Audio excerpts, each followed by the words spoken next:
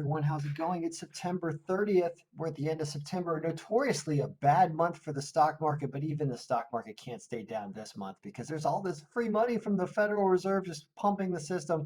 We're going to talk about stocks and analysis of stocks. We're going to go through Canadian stocks. What? Canadian mining stocks. That's what I've been asked to help out with. So I'm going to talk a little bit about that and go through how you analyze a stock in like under 10 minutes, really, and get a good idea if it's something that you'd consider investing in or whether it's all just hype right now.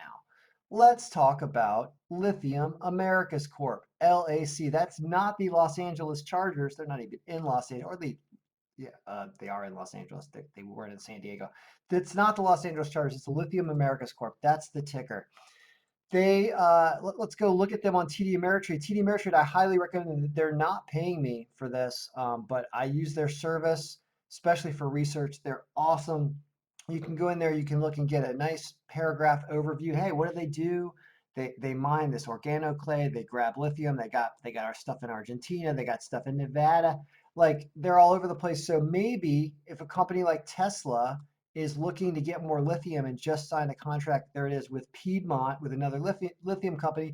Maybe this one that also has lithium mining in Nevada, but even though they're a company that's based in Canada, maybe there's something to go after. Look at them today, up to 17%. Man, everything looks great. Well, we're going to go and dig in a little deeper and show you why I'm not actually so up and up and up on this. So how do we do this? How do we know this? Well, we're looking at a 6-month chart here or a year chart. I mean, how great is TD Ameritrade? Gives you all this. They've been skyrocketing. Something must be going on, right? Everything looks like something's on the up and up. They have some profit here somehow. Like they had a PE ratio that was decent. They had earnings per share was okay. They don't issue a dividend. They got a $1 billion market cap. Well, let's now dig into the financials. The financials are going to help us out. Two big things, balance sheet and income statement. You can also care about cash flow, but for the purposes of just looking over the company, these two are going to be the big ones. Let's go with the balance sheet. What kind of company are they? All right, you got these charts up here. You'd think stuff that's going up left to right is probably good, although that's debt. That's a lot of debt right there. That's money you owe. I don't know about that. Cash, okay, like 50, 80 million bucks in cash in short term, right? This is in thousands, so this is not a very big company. This is a smaller company. So there's going to be a lot of fluctuations in here. But all right, looking around, there's some assets. There's some receivables coming in. All right, construction in progress on stuff. That's a heavy number. It looks like $100+ million worth of property, plant, equipment, construction process, lawn. So a lot of the stuff's tied up in things. Well, what are they doing? What's going on? Let's look at the income statement. You can look at the income statement in both annual sense or quarterly sense. We're going to do both here. Annual, I saw a lot of losing, a lot of losing, a lot of losing, a lot of losing. Whoop, we're up, right? Well, wait a minute. How's that with no revenue? What's going on here? No revenue, but net income's up, so I'm already confused. I see some selling and admin. That's like 20 people helping out or 10 people helping out and doing a bunch of stuff there. That's 10 million bucks. There's some R&D, some engineers digging up, looking for stuff in rocks. Investing and operating. What? A negative 70 million in I don't know what's going on here. What this smells like is weirdness. Weirdness and stuff that's very complicated, not a direct, hey, we're mining, we're making money, and we're selling it. That's not what I'm seeing here. I'm seeing weird stuff. Look at everything just flip and flip because of this. Flip because of operating income all of a sudden because operating expense became negative? Wait a minute. Expenses are costs. How can they be negative 57 million? Because there's an invest in operating transfer something going on here that's so much more. They must have another company operating that's getting revenue or something. They're sharing costs. This whole thing stinks. It stinks. Let's go quarterly. All right, income, by the way, in the last few quarters down. No revenue. Why aren't they selling anything from this company anymore? What's going on? So when you see this, and then you see this of up a bunch, and you see a story like, hey, a different lithium company just got a huge contract with Tesla, so this other lithium company in Nevada is going to go up. Hey, I've been in Nevada. Nevada's about gambling. I think that this is not real. and I wouldn't touch this. And so I wrote stay away here instead of 10 bucks is actually what I did. I'm changing that because I just wanted to bring this to the top. That's what I had on this in this file. So that's kind of how you go through some basic financials. Like, is there anything good? Let's talk about bringing all of the industrials, metals, and mining, all of those companies in one. I'll show you a little breakdown of how we can do this in this file. All these industrial, metal, mining, right? These guys. Sorry, that's electrical equipment, which I'm actually going to leave Ballard in there. I want to talk about them for a second. So if we just grab all these, if we're looking for, by the way, what you want to look for is you want to look for companies that are mining nickel. If you listened to what Elon Musk said in Battery Day, he said, I've been telling everybody to go make more nickel. We need some more nickel. Because he needs nickel for his long-range batteries for the semi and for the Cybertruck. You have to have a nickel sort of composite battery, essentially, a little bit of nickel in it. And he's like, get me some nickel. So we really want to find companies here that potentially are mining for nickel, because I think that's the industry that's going to be totally swarmed with investment over the next few years, because you can't make these long-range batteries without them, apparently, according to Elon, and he knows everything.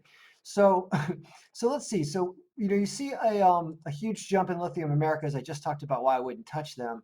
Ballard Power Systems has some like PEM battery technology that looks kind of interesting to me. They're also a mid cap. I would look into them a little bit more. They were kind of interesting to me. So Denison Mines, like all these are super small, super micro. Is there anything here that's reasonable in terms of market cap? There's Tech Resources Limited. That's got a $7 billion market cap. Why don't we look at them and see if we can learn about them here as a secondary example of how to learn what's going on? So here's a company that, like I said, losing money. Stock has recovered a bit since the pandemic breakdown. They have a little bit of a dividend. What do? I always read this paragraph here. They're in the business of exploring, acquiring, developing product natural resources. Steel making, coal, copper, zinc, and energy. Steel making coal. That's a weird term. Company is seaborne exporter of steel making coal. Steel making coal. Approximately 6 operations in Western Canada, Chile, and copper. Copper is powerful and I believe valuable as well. So I don't see nickel in here. So that's a keyword. I would love to search any of these companies that have nickel. How about this company's balance sheet? Sitting with 300 million in cash. They've of course got a lot of property assets, I'm sure, and some goodwill. Yeah, 32 million or billion, sorry, 30 billion in property and plant. So this is a more stable company. You can see that their income has had trouble. Their revenue's still over $1 billion. They dropped a little bit this is quarterly. Sorry, let's look at annual. Annual, just a bad year this year, but that's why they're recovering, because pandemic probably slowed down transport, slowed down mining slightly, but they're probably recovering. So there could be some value in a company like this. I would love to see if they could somehow use some of their, if they find nickel anywhere. I don't know.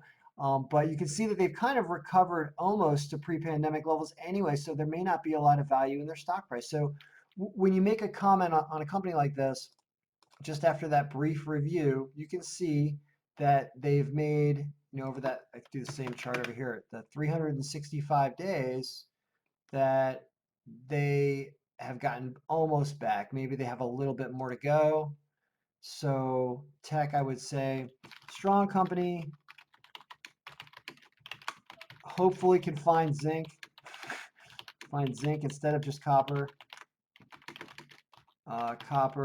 And if you look at them being right now in that chart at almost 14 a share, that if they ever had a big drop again or something, like you can see if they ever had a weird drop and got down to this 10 again or something, you can see how they're not going to go below this 10 again. The 10 is kind of like a floor price for a company like that. So in this instance, I'll say a target price is 10. It doesn't mean I think they're going down to 10. It means that I wouldn't buy them unless they were close to 10. And so when you then sort this percent target price thing up here, you get an order of the stocks that I say to buy based on the list that I've been looking at. And all of them are overpriced that I've reviewed so far. So I've got about another 25 or something to go through.